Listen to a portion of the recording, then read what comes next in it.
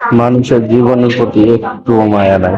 মায়া যদি থাকতো তাহলে এত কষ্ট করে এত রিস্ক নিয়ে এরকম ভাবে যাওয়ার কোনো দরকার নেই। সকলে একসাথে ছুটি পাইছে ঠিক আছে,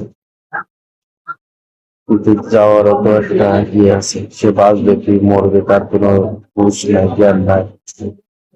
কিভাবে সে মানুষ চলাফেরা করতেছে দেখা, বাইরে মানুষ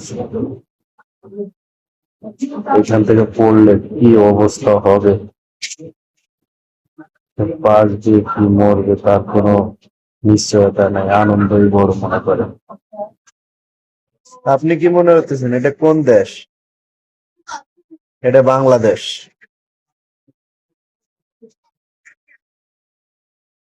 হ্যাঁ, বাংলাদেশ। আপনি কি মনে করতেছেন এটা কোন দেশ? এটা বাংলাদেশ।